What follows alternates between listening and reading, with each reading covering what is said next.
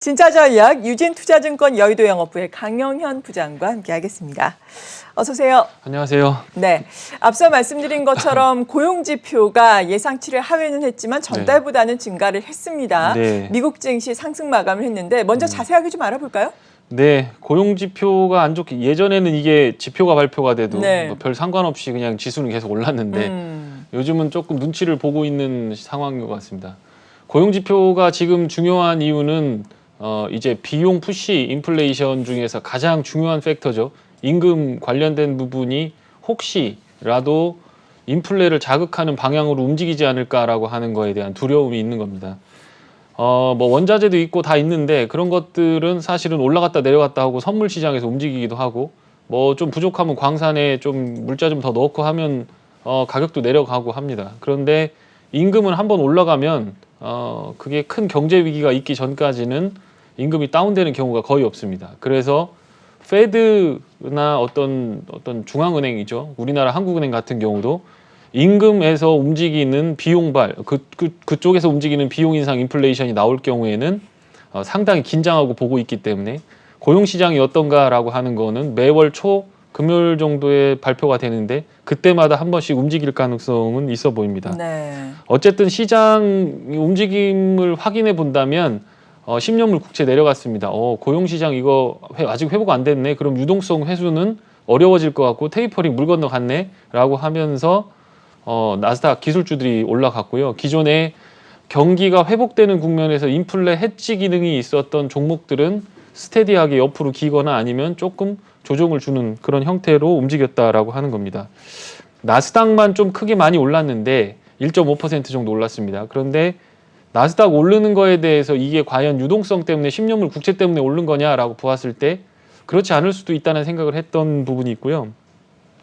그건 이제 글로벌 그 G7 장관들이 모였습니다. 이제 11일에 이제 대통령들이 만나 G7 정상들이 만나는데 그 전에 재무장관들이 만나서 합의를 했습니다. 글로벌 텍스 관련된 법인세 관련된 거죠. 지금은 전체적으로 보면 우리나라가 다른 기업들을 유치하고 싶다라고 하면 법인세를 확 깎아줍니다. 그리고 와서 조세 회피 지역처럼 와서 장사를 하고 법인세를 다른 데서 20% 내는데 여기는 10%만 내십시오라고 하면서 글로벌 기업들을 유치하는 그런 전략들을 써왔습니다. 대표적인 게 이제 아일랜드 같은 그런 기업들입니다. 그런데 미국에 대해서 자꾸 IT 기업들, 공룡 기업들이 있죠. 그런데 대부분이 다 글로벌 기업입니다. 그런데 거기에 디지털세를 부과하고 독과점 금지법을 들이대면서 미국 기업 니들이 다 먹으니까 우리 못 살겠으니까 우리도 법적으로 해결하겠다라고 하니까 장관들이 모여가지고 그러면 미국한테 너무 불리한 거 아니냐. 그러니까 전체적으로 15% 정도의 법인세 미니멈을 두고 그것 때문에 조세 회피 지역을 따라다니면서 공장 이전하는 일이 없도록 하자라고 하면서 재무장관들이 서명을 했던 겁니다. 네. 이제 그게 어떻게 보면 기술주들을 억눌렀던 많은 요소 중에 하나가 해소가 되는 그런 부분 아니었나라는 그런 생각을 해보고요. 지금 핵심은 그겁니다. 이미 시장의 분위기는 바뀌었다라는 거예요. 우리가 10년 동안 유동성이라고 하는 거에 초점을 맞추다 보니까 자꾸 10년물 국채 하면서 그게 인플레이션을 유발하는 것처럼 얘기를 하는데 그게 조금은 생각을 바꿔보실 필요가 있다는 겁니다.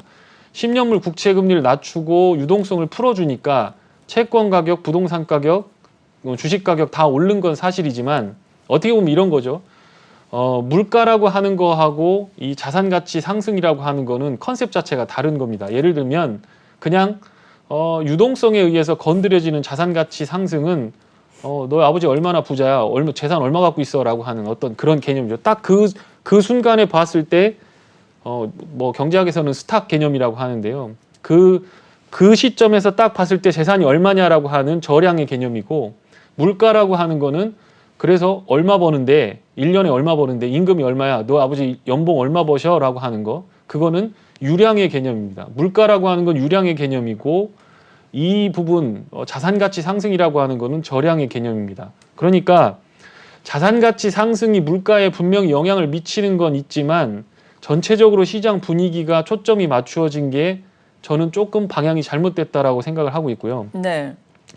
지금 물가가 오르고 인플레를 걱정해야 될 부분은 중국입니다. 중국의 임금 자체가 예전에 저물가를 통해서 물건을 밀어내는 그런 상황에서 벗어났다라고 하는 거고, 위에나를 보시면 알겠지만 6.7까지 치솟았던 위에나가 6.3까지 떨어졌습니다. 그리고 그게 밸류체인에서 미국이 자꾸 중국을 밀어내기 시작하고 중국 저쪽으로 떨어져 나가라고 얘기하면서 비용 인상, 물건값이 공산품 가격이 낮게 깔리다가 올라가는 어떤 구간에서의 물가 상승, 그러니까 인플레를 자극하는 요인이 유동성이었다라고 하면 그동안 10년 동안 13년 동안 유동성을 풀었는데 물가는 벌써 더 천문학적으로 올랐어야 되는 거죠. 자산 가치만 오르고, 그러니까 저량만 건드리고 물가 플로우는 어떤 올라가지 않도록 만들었던 이유는 중국이라고 하는 거대 공장이 있었다라고 하는 부분이고, 그렇기 때문에 이번 주부터 계속 나오는 부분에서 핵심은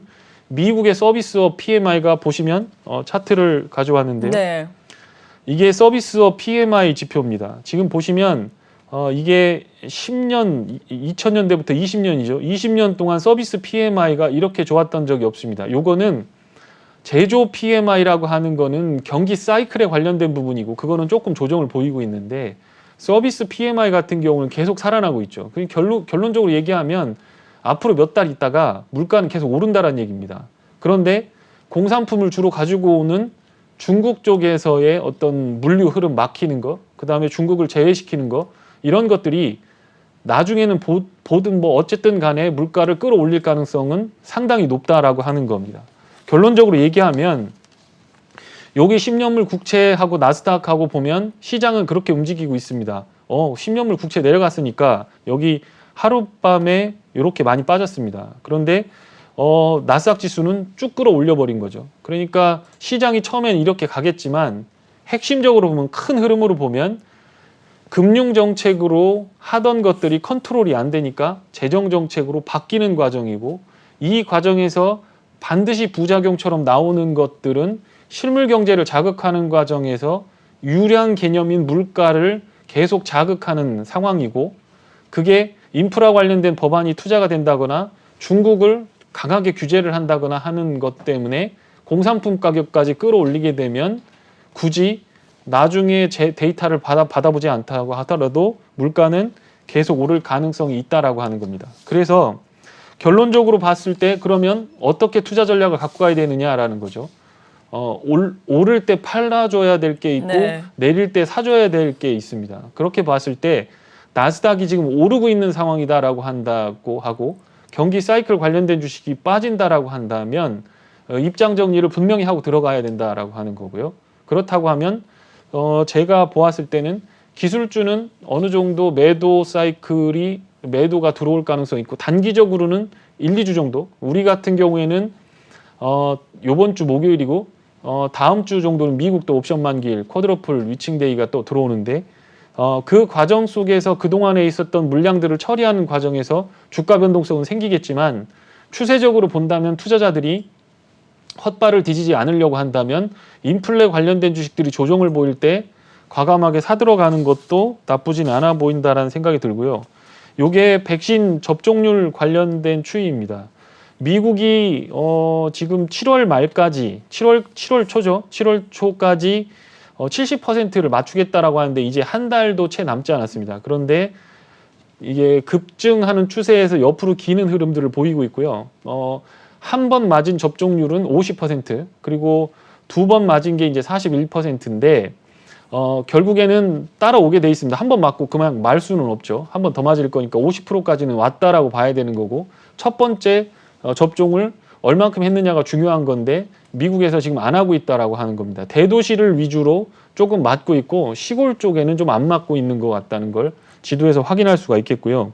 이 부분이 한 달, 두 달 미뤄지게 되면서 기술주들이 잠깐 반등할 수는 있겠지만, 결론적으로 요 서비스 PMI 지표를 계속 개선시키고 수요를 계속 어떤 끌어당기면서 물가를 지속적으로 압박할 수 있는 가능성이 좀 있다라고 하는 거. 그래서 방향을 그쪽으로 한번 잡아보시면 될 것 같다, 이렇게 정리해드리면 될 것 같습니다. 네, 물가에 대한 압박 이야기 요즘 계속해서 나오고 있는 상황이죠. 네. 제넷 옐런 지금 재무장관도 사실 최근 들어서 계속해서 고물가 올해는 좀 이어질 수 있겠지만 일시적일 것이다라는 점을 강조를 해오고 있는데 주말 사이에도 인플레이션에 대해서 3% 정도까지 네. 열어두고 보는 것 같아요. 하지만 네. 여전히 이러한 부분은 또 일시적이다라는 부분을 강조하는 것을 잊지는 않았는데 네. 이렇다면 또 어떤 것들을 봐야 될까요? 앞서서 중국도 중요하다 이렇게 말씀해 주셨는데. 네. 그러니까 이 사람들이 예. 무슨 근거로 이게 단기적이라고 얘기할까? 그러게요. 예, 예. 그게 있어야 되는데 3%를 뭘 믿고 물론 연준 의장이나 재무장관 정도 되면 경제 지표를 다 어쨌든 공부를 많이 하시고 몇십 년간 그걸 하셨고 또 어마어마한 인력들이 그거에 대해서 리포팅을 하기 때문에 그럴 수 있는데 그렇게 되면은 AI도 아니고 100% 정확하게 경제를 예측한다고 그러면 굳이 걱정할 필요가 없죠. 근데 이분들은 왜 이런 말을 할까? 3%인데 참아줄게. 그리고 잠깐 동안일 거야라고 하면서 제시했던 타임 스케줄은 내년 정도 되면 1분기 되면 물가는 안정될 거야라고 하는 건데 그러면 아까 말씀드렸던 중국 관련된 부분이 내년 1분기 정도에 해결된다라고 생각하는 건가라고 하는 게 첫 번째고 네. 두 번째로 돈이 지금 많이 풀려서 고용 관련된 부분이 굉장히 문제입니다. 경제가 살아나고 있는데 고용 시장으로 들어오질 않는다라는 거죠. 왜 그런가? 아직까지 프로그램이 실업급여부터 시작해서 백신 관련된 팬데믹 관련된 지원금들이 계속 제공되고 있기 때문이죠. 9월 말에 대부분이 다 종료가 됩니다. 그러니까 최근에도 나왔던 게 SMCCF 거기 F가 붙죠. 그다음에 MLP 같이 P가 붙습니다. 그 프로그램이라고 하는 거하고 F, Facility라고 하는 거가 있는데 쉽게 생각해서 팬데믹이 딱 터지자마자 중앙 정부하고 페드하고가 둘이 같이 들어가서 11개 정도의 프로그램을 쏟아내기 시작합니다. 그게 프로그램이라고 하는 건 이전 소득을 주는 거예요. 그냥 돈 안 갚아도 돼. 그냥 정부에서 세금 뜯어다가 이거 줄 테니까 괜찮아라고 하는 거가 대체적인 거고요. Facility라고 하는 거는 금융시장이 붕괴되지 않도록 하기 네. 위해서 일종의 펀드를 만든 거죠. 그래서 시장에 개입을 하면서 가격이 폭락하거나 폭등하는 과정에서 오는 금융시장의 미스밸런스를 맞추기 위한 그런 부분이었다라는 거죠. 그런데 그게 종료가 된다는 겁니다. 네. 9월 말로 종료가 되거든요. 그러니까 제 생각에는 자넷 옐런 그 양반도 하는 얘기가 9월 달까지는 사람들이 일 안 하고 조금 쉬려고 할 거다. 그런데 여기서 재무장관이니까 인프라 법안부터 시작해서 대통령이 하겠다라고 하는 것들을 뒷받침해야 되는데 이것 때문에 이 프로그램 때문에 사람들이 일 안 한다라고 얘기하면 이거를 받아들일 수가 없으니까 결론적으로 얘기하면 말은 못하지만 이 프로그램이 끝나는 9월 그리고 3개월 있다 물가가 잡히는 내년 1분기 정도는 이 과도했던 팬데믹 지원 프로그램들과 시장 개입 정책들이 소진이 되면서 물가가 안정될 거다라고 얘기하는 것 아닌가라고 제가 한번 생각을 해봤습니다. 어쨌든 간에 중국의 PPI라고 하는 지금 중국이 홍수 나서 물난리 나고 막 떠내려가고 났거든요. 그렇기 때문에 PPI가 어떻게 나오는지 9일에 발표가 나는데 잘 보셔야 될 것 같고 대만을 자꾸 건드리면서 원래 대만하고 우리는 한 몸이다라고 하면서 자꾸 군사적 긴장을 도발하고 있는 부분들 그게 어떻게 해소가 되니 설마 미국을 들이받지는 않겠지만 어떻게 해소되는지 생각해 봐야 된다라는 거고요. 제가 주식시장에서 향후 가장 중요한 키포인트로 생각하고 있는 건 인프라 관련된 겁니다. 지금 계속해서 2조 4천억 불렀다가 1조 7천억을 불렀다가 거기서 어떤 부분이 잘려나가고 어떤 부분이 추가가 되면서 통과가 될 거고 언제 통과가 될 거냐. 제 생각에는 9월 정도 이 프로그램이 팬데믹 프로그램이 종료가 되는 시점에 그 법안들이 떡하니 나오게 될 가능성이 있어 보이는데 그쪽에 대해서 초점을 맞추고 투자를 해보시는 게 필요하지 않을까라는 생각이 들고요. 달러 인덱스가 계속 빠지고 있습니다. 그러면 상식적으로 얘기해서 여기서 두 가지 결정을 해야 됩니다.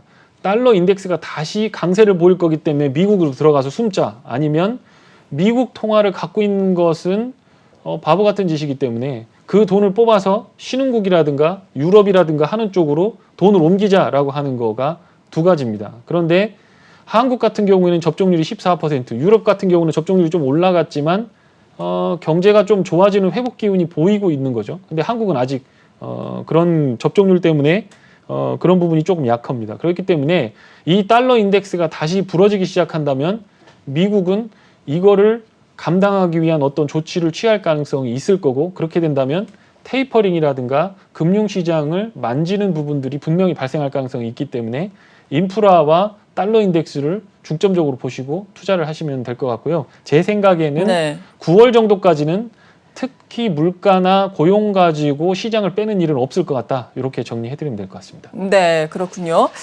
그렇다면 좀 안정적인 흐름을 예상을 해볼 수도 있을 것 같은데, 국내 증시 같은 경우에는 앞서서 잠깐 언급을 해드린 것처럼 최근에 외국인이 순매수를 하고 있잖아요. 네. 특히나 외국인 순매수하고 있는 종목들 보자면은 삼성전자 대규모로 순매수를 했고, 요즘에 또 횡보를 하던 현대차를 비롯한 자동차주들도 좀 사들이는 양상을 나타냈고, 그동안 계속해서 팔던 연기금도 뭐 대규모는 아니지만 그 순매수가 유입이 됐잖아요. 네. 이러한 변화의 근본적인 원인은 어디에 있다고 보세요? 네, 저는 개인적으로는 네. 옵션 만기일 때문에 그런 것 같아요. 선물 옵션 만기, 네. 쿼드러플. 그러니까 이거를 이 섹터가 좋다라고 하면서 여기를 막 살려고 하려고 하면 근거가 좀 모자랍니다. 예. 디램 가격이 뭐 좋다, 슈퍼 사이클 나온다라고 하는데 사실 그렇지 않거든요. 데이터로 확인해 보면 서버 가격 여기서 한 40% 정도 더 올라야 우리가 말하는 슈퍼 사이클 정도 되는 것 같고, 네. 디램 뭐 반도체 같은 경우 수요 아무리 좋다, 뭐 생각을 해보시면, 상식적으로 생각해 보시면 노트북을 바꾼다거나 스마트폰을 바꾼다거나 딱히 뭔가 자동차가 나와서 반도체를 소비한다, 이런 거 많이 없을 것 같거든요. 그런데 공급 자체를 늘리고 있는 상황이기 때문에 삼성전자, 하이닉스가 증설해버리면 반도체 가격이 올라가는 거에 대해서는 기대할 수가 없습니다. 그러니까 앞으로 어떤 수요가 있는지는 눈으로 확인해 봐야 될 것 같다는 생각이 들고요. 그러면 논리적 근거는 약합니다. 자동차주 사는 건 그거는 좀 추세적으로 수출 데이터가 좋게 나왔고, 기아, 현대를 합쳐서 11% 정도 달성을 한 건데, 미국 시장에서 시장 점유율, 그것도 자동차 시장에서 10% 이상 넘은 국가가 몇 국가가 되질 않습니다. 그런데 한국이 그걸 했다라고 하는 거기 때문에 조금 좋게 보고 있는 것 같고, 여의도 쪽에서도 그거에 대해서 좀 모멘텀이 모아지고 있는 것 같습니다. 그런데 환율이, 우리나라 환율이 좀 많이 빠졌죠. 많이 빠지니까 그것과 관련돼서 프로그램으로 비드 에스크를 가지고 매매를 하던 세력들이 삼성전자를 좀 들어 올리고 빼고 하면서 옵션 만기일까지는 대형주를 통한 플레이를 할 것 같다는 생각이 듭니다. 그러니까 추세를 전환해서 삼성전자를 들어 올리는 게 아니고 시장을 컨트롤하기 위해서 삼성전자를 어떤 부분에서는 대표로 쓰고 프락시를 쓰고 있다라고 하는 부분입니다. 그래서 본격적인 추세 흐름은 쿼드러플 위칭데이가 끝나는 목요일 이후에 나타날 가능성이 있고, 대형주 관련돼서는 자동차 쪽은 괜찮을 것 같다, 그런 생각이 들고요. 실제로 시장의 어떤 센티멘트 관련된 거를 제가 이렇게 ADR이라는 걸 많이 보는데요. 네. 전반적으로 보면 지난주에 주 후반으로 가면서 조금 괜찮다가 오늘은 조금 개선이 될 겁니다. 이게 고점으로 움직이면서 많이 종목 확산세가 늘어나면서 사실 개인 투자가들은 시장 되게 좋네라고 생각을 드는 거거든요. 이게 다시 위로 갈지 아니면 밑으로 빠질지에 대해서 고민을 좀 해보셔야 될 것 같고, 제 생각에는 선물 옵션 만기일이 끝나면 다시 시장은 하방으로 진행될 가능성이 있을 것 같다. 그러니까 대형주들은 올라오는 대로 조금 정리하시고 섹터별로 좀 포인트를 찍어서 매매를 해보시는 게 좋을 것 같고, 자동차주 쪽은 매수를 해보셔도 괜찮을 것 같다. 이렇게 정리해드리면 될 것 같습니다. 네.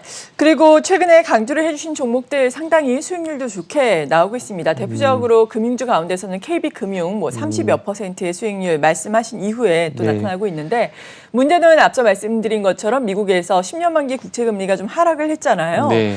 이에 따라서 금융주 좀 조정을 받을 가능성이 있을까요? 어떻게 보세요? 단기적으로는 그 조정을 보일 예. 가능성이 있는데 국내 국채도 국내 금리도 많이 떨어지겠죠. 네. 그래서 아마 그럴 가능성이 있어 보입니다. 그런데 그런 거 신경 안 쓰시고 오히려 빠지면 땡큐 하고 잡으시면 될 것 같고, 예. 네. 이럴 때 좀 빠져줄 때 듬성듬성 사놓으시면 마음 편하게 되실 수도 있겠고, 배당 관련된 정책이라든가 어쨌든 인플레이션이 올라오면 기준금리 안 움직인다고 하더라도 시중금리는 튈 수밖에 없기 때문에 그 부분도 한번 생각해 보시면 될 것 같고요.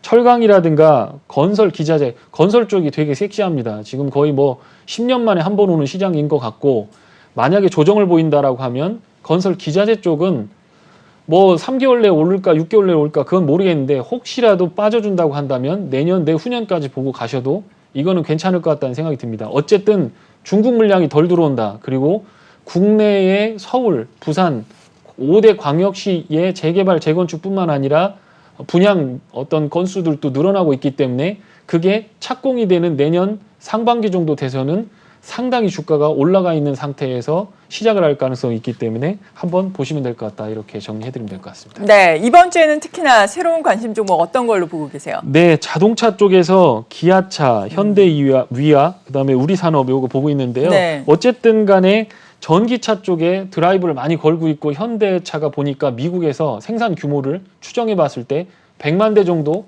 찍어내겠다라고 하는 것 같습니다. 그러면 이거 굉장히 섹시한 겁니다. 그런데 기아차 텔루라이드 같은 거 한국에 좀 들어왔으면 저도 한 대 사고 싶은데 이거 굉장히 차가 잘 팔리고 예전에는 차 한 대 팔 때 딜러들한테 야 이거 차 한 대 팔면 200만 원 줄게 이렇게 얘기를 했던 겁니다. 그런데 지금 차가 잘 팔리니까 100만 원만 주고 수수료죠. 수수료를 100만 원만 주고 차를 팔고 있습니다. 네. 그러니까 이런 흐름이 앞으로 몇 달은 지속될 수 있을 것 같고 재고가 많이 낮춰진 상태이기 때문에 디밴드만 조금 강하게 받쳐준다면 여름 썸머 랠리 썸머 그 휴가 시즌이죠. 그쪽에 드라이빙 시즌에 맞춰서 자동차 쪽은 모멘텀을 받을 가능성이 있기 때문에 이쪽을 한번 잘 지켜보시면 될 것 같다. 이렇게 정리해드리면 될 것 같습니다. 네, 지금까지 유진투자증권 여의도 영업부의 강영현 부장이었습니다. 고맙습니다. 고맙습니다.